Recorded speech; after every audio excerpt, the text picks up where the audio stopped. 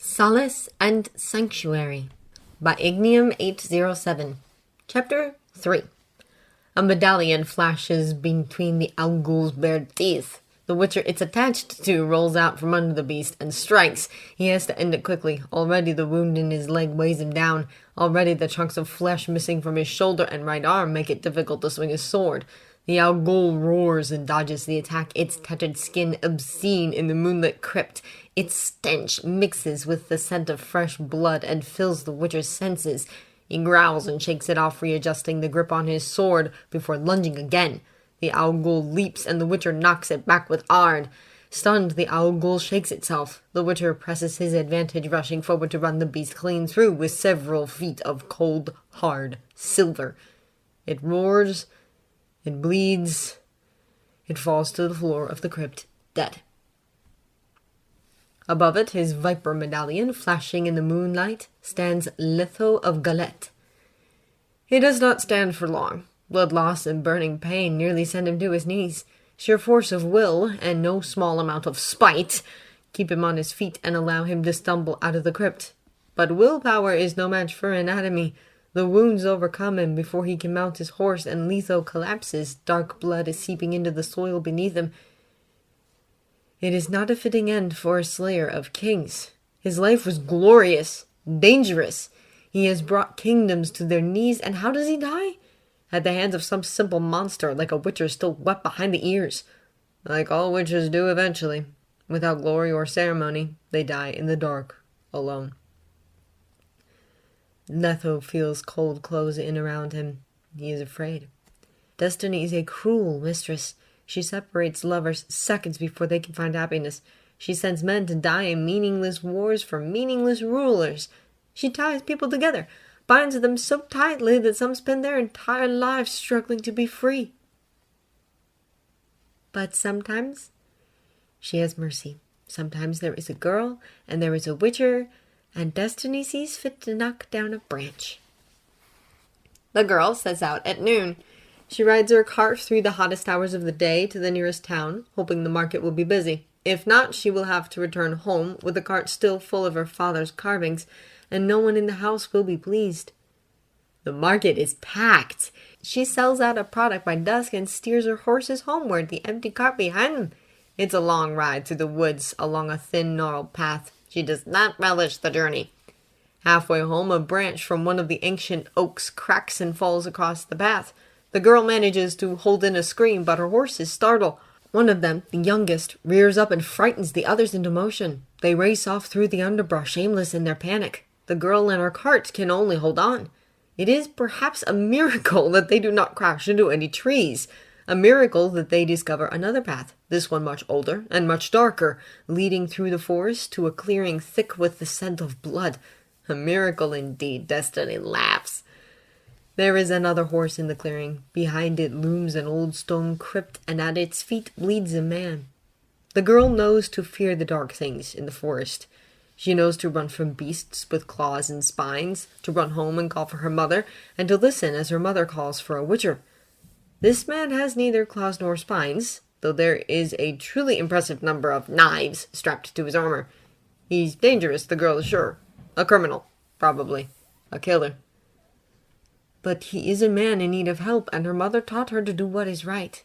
She struggles to get him onto the cart. The man is huge, his scarred head heavy on his shoulders. His biceps are nearly the size of her waist, and he is all dead weight, limp and useless but alive. She knows because she checked, with 2 fingers just beneath the jaw and a gentle pressure like her father showed her.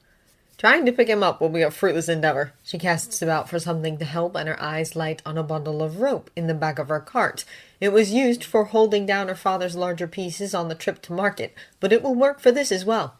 The girl loops the rope underneath the man's armpits, steadfastly ignoring the chunk missing from his shoulder, and attaches it to the rigging on her horses, disengaging them from the cart itself as she does. With a gentle nudge to their sides, the horses move forward.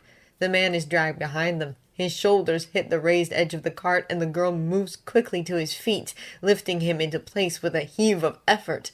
Wood scratches against the man's wounds, and he groans in his sleep. As soon as he is firmly within the bed of the cart, the girl reattaches her horses and eases the rope out from under his shoulders. She touches the reins, guiding the cart back to the mysterious path down which it came, fast as she can move without fear of losing her way.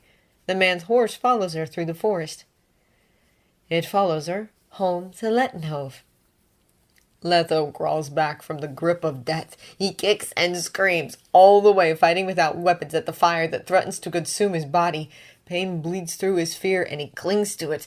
Pain means life. Letho is not ready to die.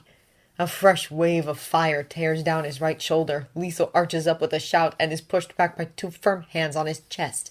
He bucks them off, fear fueling his strength, filling his battered limbs with a last desperate surge of adrenaline. "Hold him! Sweet Melitele, hold him down!" More hands press against him, stronger this time. Someone curses next to his ear as he thrashes, and the pressure against his chest grows until he's forced to lie down. "Gods above, Maria, you said you dosed him!" "I did. Half a vial, like you said. Half a—" Letho kicks out blindly. His foot connects and someone shouts, but the hands on his chest don't move. "Damn it! Give him the rest, Maria! The rest! We'll kill him! He'll die if we don't! We can't treat him like this! Tarek, hold his head back!" Unyielding hands clamp around Letho's jaw and force his chin up. The movement sends blinding pain through his injured shoulder, and he opens his mouth on a scream. Bitter liquid is poured down his throat before he can stop it. Darkness rises up once again. The soft clatter of clay against wood rings through Letho's mind like the clanging of a bell, and the last of the darkness recedes. His mind is awake, but he does not open his eyes, wary of alerting whatever made the noise that drew him from sleep. He inhales slowly and catalogues the scents in the air. Dust and straw, probably from the mattress underneath him. Blood. His own, not human. And layered above it the sharp earthy smell of poultices and salves. There is a soft exhale from somewhere to his right, followed by the rhythmic fall of cloth shoes against the wooden floor. Whoever is in the room with him is not likely to be a threat. Letho opens his eyes to see a middle-aged woman in a simple dress pouring a glass of water from a pitcher at the foot of his bed. She startles slightly when his gaze meets hers, but recovers quickly and comes to stand near his head. A satisfied smile tugs at the corner of her mouth. "Good to see you're awake," she says. "Thought we might have lost you for a while there." Letho tries to push himself up. Pain lances across his shoulder and sends him crashing down again with a grunt. "Oi!" the woman complains. "None of that now. You'll rip your stitches, and I'll have to summon Nail again. A skilled healer, that one, but she's a right monster when she's angry, so you must be careful." She goes to fiddle with a few vials of things at the end of the bed as Letho processes. Algol. Injury. Death. Or so he thought. "Where the fuck am I?" "This is Lettenhove, Witcher, the old Sage Inn. I don't rightly know where you were coming from or going to, but Nail's lass found you in the woods with quite a bit of blood outside your body, so she brought you here. Fixed you up, though you threw quite a fit while they were doing it." He remembers voices. Healers, then. Letho spares a moment to feel sorry for whoever he kicked. "I was on a contract, Alderman of Bryson. That near here?" "Bryson?" The woman helps Letho sit up cautiously and hands him a plate full of food. "Aye, it's the nearest city over. Load of bastards and horse sons, if you ask me." Letho grunts in acknowledgement and digs into the food. "Do you have my horse somewhere?" "Downstairs in the stables. She's well taken care of, I promise. Ingrid's son is taking quite a shine to her." The woman takes the empty plate from Letho's hands and offers him a glass of water. A wave of exhaustion crashes over him once it's gone, like his body had only woken up long enough to eat and once more demanding rest. His caretaker's shrewd eyes picked up on it nearly at the same time as Letho himself. "Get some sleep, Witcher. I'll be here when you wake, and I'll get Maria to check your bandages." She was true to her word. Letho drifted in and out of awareness for most of the morning. When he woke up again for good, there was a young woman barely out of her teens, sitting at his bedside with a basket full of medical supplies. "Alaska, you don't kick this time?" she says by way of greeting. "Hi." Letho nods. The girl leans over him to unwind the gauze at his shoulder, and Letho is struck with the sudden thought that this girl cannot possibly be a full healer. She's an apprentice at most. They left an apprentice healer to deal with a witcher on her own. Nothing has torn in his sleep. The girl cleans and rewraps his wounds before leaning back and staring at him with blatant curiosity. What? He snaps. You kill monsters, she says. Her voice is breathy with awe. That's why you were in the woods, right? To kill a monster? Every part of Leitenhove feels wrong-footed, like it took a dive off a cliff and woke up in a world that looks like his but isn't. What kind of monster was it? The girl asks. Al-Ghul. Oh, her brown eyes go wide. What's an Al-Ghul? Leitenhove groans and leans his head back against the wall. Trusts his luck to end up with a chatty healer's apprentice. A really fucking nasty ghoul, he answers. The girl cocks her head and smiles at him. Wicked! Surprise hits him upside the head and leaves him shaken. Leitenhove remembers the days that a few curt words from him could send entire rooms of people running in fear. This girl doesn't seem affected at all by his harsh tone or the wounds he's covered in. Did you kill it? Yes. Wonder lights her face. With your sword? The silver one? The silver one, Leitenhove agrees. The girl sighs dreamily. Lord Julian told us all about the swords. Steel for men, silver for monsters, right?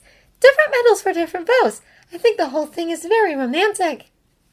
No one in their right mind would describe monster killing as romantic, much less the hatred and fear that come along with a witcher's mutations. It's half the reason he turned to king slaying. Life is so much easier when his morals are truly as dark as everyone assumes them to be. Making nice with the humans was always too much effort. But he can't explain all that to this girl. He focuses instead on the piece of information she gave him. The bastard spreading stories about witchers. Lord Julian. He's the local viscount. The girl stands and busies herself with tidying up the room.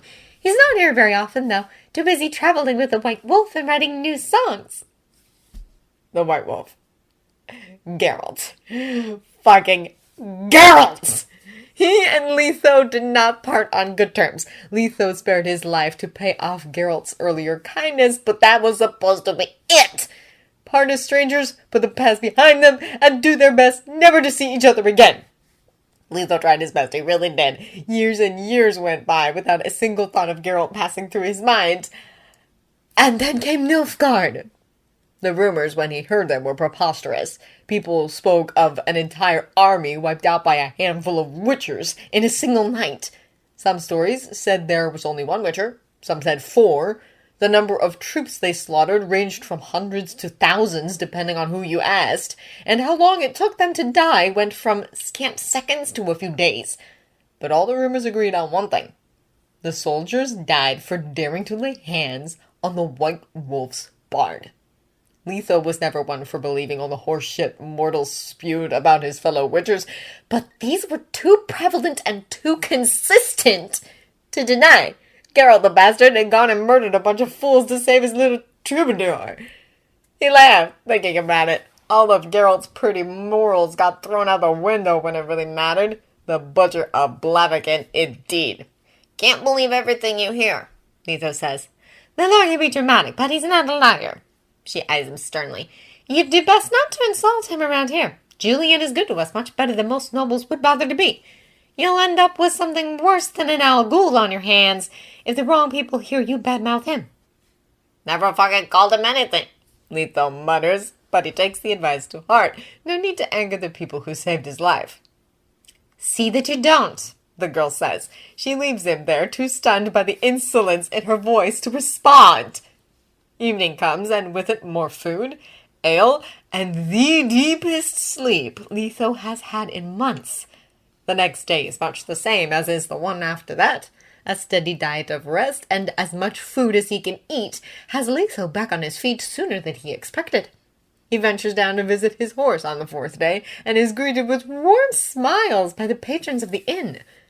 Though the contract he picked up was from Bryson, the Al-Ghul terrorized Lettenhove too. Leitenhove gets a few grateful slaps on the back and a friendly welcome for his troubles. The whole thing comes off feeling like a fever dream. Leitenhove is off balance for days. When his wounds have healed enough for travel, he goes to settle up with the innkeeper. Nearly a week in the room, plus meals, care for his horse, and medical treatment is likely to empty his coin purse of its emergency reserves, but Letho is determined to pay off the debt. He doesn't like to owe anyone anything, much less his life. The innkeeper charges him for the meals, but nothing more. And even that price is more than fair. He doesn't add on the usual witcher charge when inns raise prices because they know they can, and because it acts as a decent deterrent to keep witchers away from civilization. I owe you more than this, Letho insists. Consider it payment for the ghoul, the innkeeper tells him. Also, that Perseus lad, I'm not going to empty your pockets for a service offered freely. Wouldn't be fair. They did take him in of their own free will, Letho admits. But they also brought him back from the brink of death, and such an act requires equal payment. The innkeeper disagrees. He turns down any further offer of coin, as does Nail the healer. In the end, Letho gathers his things, mounts his horse, and rides up to the manor. A thin, distinguished-looking old man answers Letho's knock. He does not look in the least bit surprised to find the Witcher on his doorstep. Can I help you, sir? I need to speak with your viscount. Ah. The man gives him a knowing smile. I'm afraid Lord Pancras is not here. Last I heard he was somewhere in Temeria dealing with a nest of harpies. Fucking Geralt! The man continues. But if you need anything, Master Witcher, I'm sure I can provide. It's offered without expectation or demand. A simple, honest display of kindness from a stranger on behalf of his lord. It's trusting and sweet, and it snaps the last thread of Letho's fraying sanity. What the fuck is wrong with this town? He demands. Letho curls his hand into a fist and bares his teeth, waiting for the butler to react like a normal person and back away. Something feral roars within Letho when he does not. I'm afraid I don't know what you mean, sir. Geralt of fucking Rivia sticks his cock in your lord, and what? You all just open your doors to any witcher that waltzes along? Out of the kindness of your fucking hearts? The witcher lifts his chin in defiance. Pretty much. All the anger leaves Letho in a rush. This town has lost its collective minds, but he can't help but admit that it's nice to be welcomed. Hell, Letho says. When will he be back? I'm not certain, sir. Lord Pancras comes and goes as he pleases. That's probably for the best. If the rumors are true, then Julian is traveling with Geralt, or perhaps one of the other wolf ridders. Best that Letho does not cross paths with them. But regardless of his aversion to seeing Geralt again, Letho feels as though he cannot leave without some sort of thank you. His morals are great, yes, but he doesn't want to burn bridges that cost him nothing. He's not a complete piece of crap. Letho isn't sure what makes him do it. Years later, when Jaskier presses him for the story, he will choose to blame impulse, instinct. The precious few who know the truth will point to another culprit. It is well known that people tied together by destiny will always find each other. What most remain ignorant of is this. Destiny does not do the tying. The strings of destiny are omnipresent, unseen, and unnoticed until they are needed. People tie themselves together. They grab the strings and weave their own noose. Eskel brought the threads of destiny to Lettenhove. When Letho pulls an enchanted dagger from his pack and offers it to the butler with a mutter of, "For your lord, with my gratitude," he ties the knot. A choice is made. A bond is formed. Destiny is pulled into place. Months drag by. In the furthest reaches of Redania, Lambert falls asleep with Jaskier's arm around his waist. Somewhere in Sintra, Eskel finishes off the last of the coin Leo gave him and raises his mug in a silent toast of thanks. Geralt kills a werewolf in Temeria. He heads west. Letho leaves Lettenhove, no less confused, but pleased all the same. He tells the story of the small town in Carrick and its kind people only once, to a mercenary deep in his cups. A mercenary who, unbeknownst to Letho, is good friends with a witcher named Aiden. Word spreads. It moves with fluid grace from man to man, whispered on hushed breaths over cups of mead, handed over monstrous corpses to the next hunter who needs it. Rumors can be vicious things, but this one is treated carefully. The secret is passed on with reverence and caution, always between trusted allies, always in the dead of night. Lettenhove's blacksmith sees a marked uptick in dangerous strangers from out of town, men with brutal scars and witcher medallions. With all the extra business, he can't bring himself to mind. Nail finds herself healing more monster-inflicted wounds in 1 month than she used to see in a decade. Her patients are foul-mouthed and crude, but they pay fairly. After she mentions the limitations of Lettenhove's forest, they begin to bring her herbs, strange remedies, and rare ingredients from the farthest reaches of the continent, handed over with hesitant smiles and stilted offers of thanks. The townsfolk learn to direct visiting witchers to the Lord's manor. Leo meets them there, ready with a hot bath and a meal more satisfying than anything available on the road. He holds fast to decorum whenever possible, but some nights when the house is quiet and he has convinced the latest guest to tell him tales of their adventure, he lets propriety go. It sets the witchers at ease. The manor's servants all refuse corn for their help, so their guests find ways to be useful. They split enough firewood for the entire manor. They aid the stable master in caring for the household's horses, and charm the serving girls by carrying sacks of flour and potatoes into the kitchens without so much as breaking a sweat. Rarely do their visits overlap, so each witcher picks up where the last left off. A pack of drowners a few miles out disappears before a contract can be posted for it. Rumors of a griffin vanished when the beast goes missing, though no one in town knows where it could have gone. No vampire in their right mind will go within a week's ride of the town. Leo places Letho's strange gift in an empty set of drawers in Julian's room, ready for his return. It is soon joined by various tokens from other witchers passing through. They leave protective talismans and monster teeth, potions, and charmed objects from their run-ins with sorcerers, and anything else they think the mysterious viscount might find interesting. The pile grows with every passing month, a veritable treasure hoard of bewildered gratitude from men who do not know how to express their thanks any other way. Time ticks on. Soon the last leaves of autumn fall. Letho of Galette finds himself in Carrick and makes his way to Lettenhove. Leo greets him at the door. It is Letho's 4th time at the manor. For all that witchers tend to avoid connections, he enjoys returning here when he can. Leo has become something of a friend. This time, Letho brings with him a pair of magic chalices worth their weight in gold, and a pile of winter clothes that he knows will fit most of the servants. His tongue has been tempered by time and kindness, so his words come out more barbed than biting. He begs of Leo a favor. They strike a deal.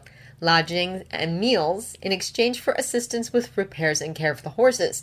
It's not equal by any measure, but Letho's suspicion of Lettenhove's miraculous goodwill has been slowly ground away by desperation and consistency. As it turns out, a reputation as a kingslayer does not earn a man many friends. Letho's relief outweighs his fear of ulterior motives. People across the continent brace themselves for the coming months of cold and hunger. High in the mountains of Cadwin, a young sorceress and her mother practice spells to warm the halls. They expect the arrival of 3 witchers and their bard, but snow comes early and blocks the path to the keep. The witchers are all too far to make it in time. New plans are drawn up. A tentative offer is extended across the magical bond of the 4 songbird pendants and is met by enthusiastic agreement. Each of them is in a different corner of the world at the moment, but all are certain they can make it safely to Carrick before the weather turns dangerous. Winter will soon settle over Lettenhove. Letho settles in with it. Jaskier rides homeward.